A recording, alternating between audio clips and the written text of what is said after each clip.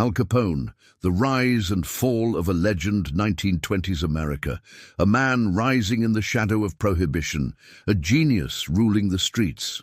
For some, a folk hero, for others, the embodiment of fear. Lavish parties, secret speakeasies, and the golden years of Chicago. But every rise has a fall.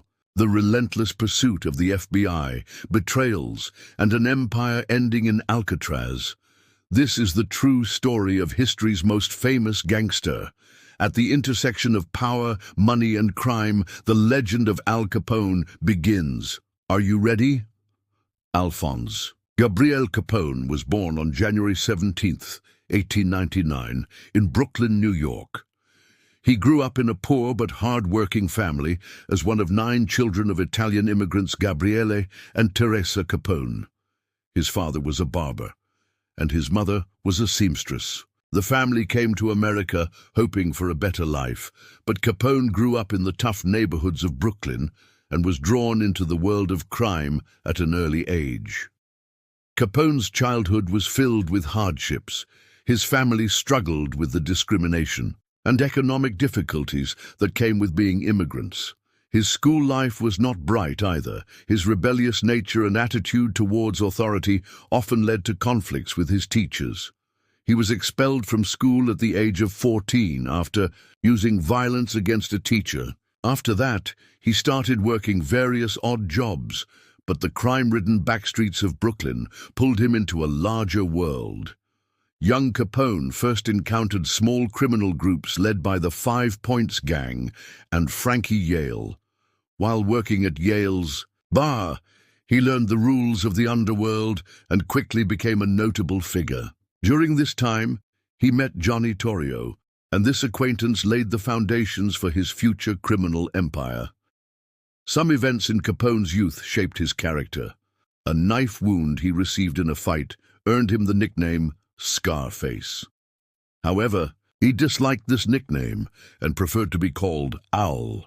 As he stepped into the world of crime at a young age, he began to drift away from the moral values instilled in him by his family. His tumultuous youth in Brooklyn was one of the most significant processes that prepared the way for his rise in Chicago.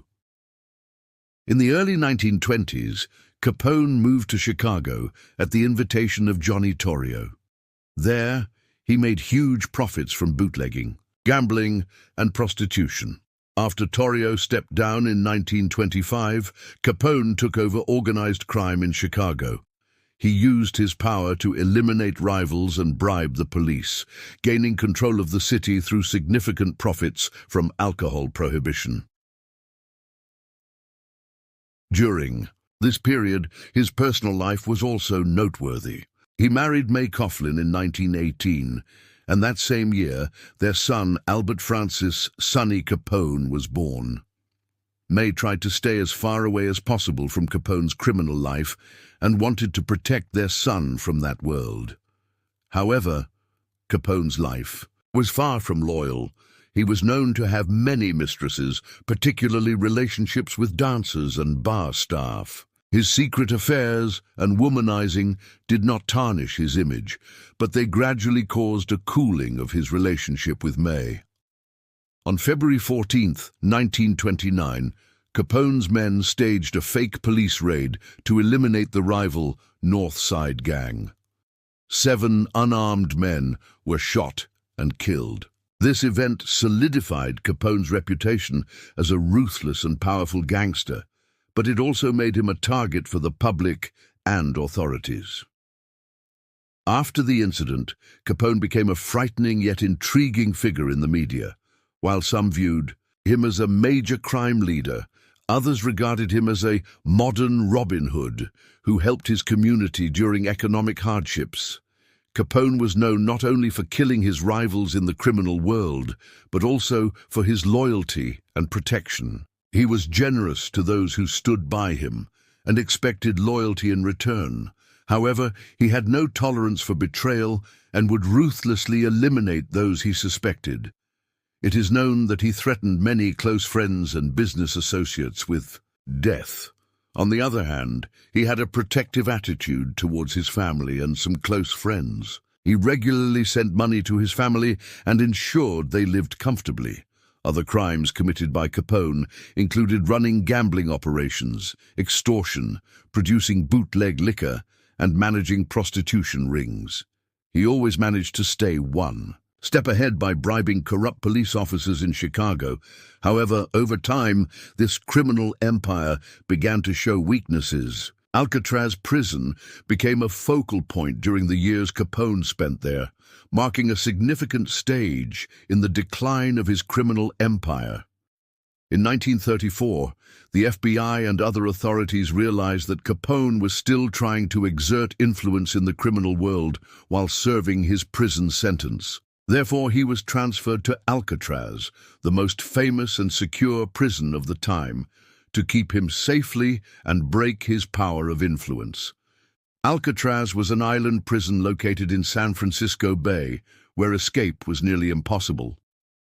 Once sent to Alcatraz, Capone was placed under strict surveillance along with other criminals. His time there led to a rapid decline in his health.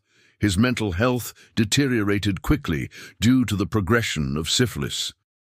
Gradually, he moved away from the image of the strong and feared leader known in previous years and became a weak, sick man. The years he spent in prison marked a transformation process that slowly erased the traces of his violent past and the criminal world. By the end of his time there, Capone was no longer seen as a threat. As for his gang, after Capone's transfer to Alcatraz, the future of his criminal empire became increasingly uncertain. His closest business partner, Johnny Torrio, left Chicago after Capone went to prison. Torrio wanted to see the aging and ailing Capone in a less dangerous situation. Some members of Capone's gang began to disperse after his imprisonment. However, some of his former associates maintained their influence in the criminal world for a while after Capone's death. Other members of Capone's gang became involved in various crimes over time, with some getting arrested and others killed. In Capone's absence, rival gangs began to gain power, particularly the gang of George "Bugs" Moran, his biggest rival at the time. The St. Valentine's Day massacre, which Capone orchestrated, was not forgotten by his rivals, and a ruthless revenge plan was devised against him. However, even after Capone's death, there was still a vacuum in the Chicago criminal world, which was filled by different gangs in the following years. After Al Capone's death, his legacy continued to influence the criminal world in Chicago for a long time, but no leader emerged who could regain the old power and influence. Capone's name remained in the spotlight through cinema and literature. Once a formidable empire builder, Capone became an unforgettable figure after his years in Alcatraz. The members of his gang were eventually forced to enter prisons, be killed, or abandon crime. Isolated in Alcatraz, Capone gradually weakened. His syphilis advanced, and he began to lose his mental health. After being released in 1939, he settled in Florida and led a quiet life. He passed away on January 25, 1947, at the age of 48. The years of isolation in Alcatraz slowly destroyed Al Capone both physically and mentally. After a violent life within the cold walls and iron bars of the island, the former crime lord rapidly weakened. As syphilis slowly corroded his body, his mental health began to deteriorate as well. In his dreary cell in Alcatraz, the memories of the years he ruled the world now haunted him like a ghost. Rather than feeling powerful as he once did, he felt like a man gradually succumbing to decay. This deterioration in his mind led to a loss of connection with reality. The man who once instilled fear and built an empire even behind bars was now left alone with dark thoughts and the weight of the past. He spent most of his days in silence, transforming into a shadow that left no trace of his former glory. Other inmates in Alcatraz saw nothing but the witness to his downfall rather than his former fame. Every day, every hour, every second, they watched as time and illness slowly destroyed Capone. In 1939, after many years of struggle and decline, Capone was finally released. However, his freedom was not as bright as before.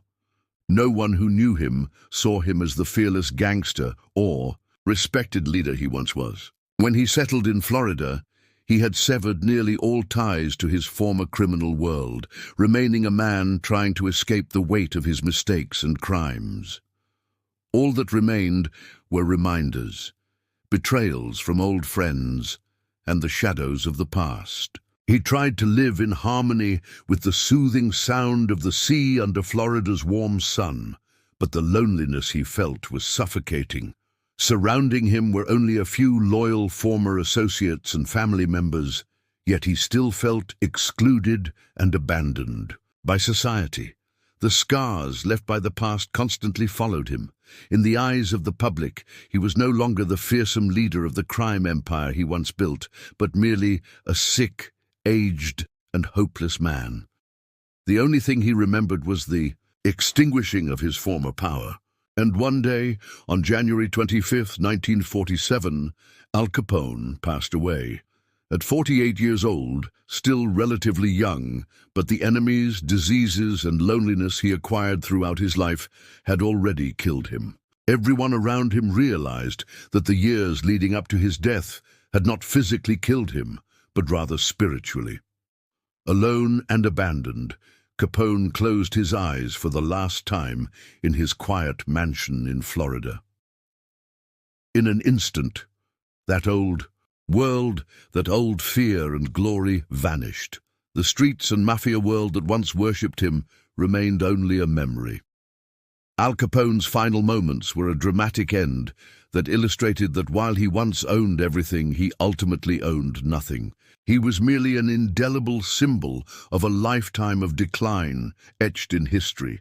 This ending would remain a tale of loss, even if he had the opportunity to choose between the wealth, power, and fear-filled empire he gained throughout his life, and nothingness. Al Capone remains one of the most famous gangsters in American history. His influence in the criminal world and his role in the organization of organized crime in America have been depicted countless times in cinema and literature. His story continues to be remembered as a striking example of the battle between crime and justice.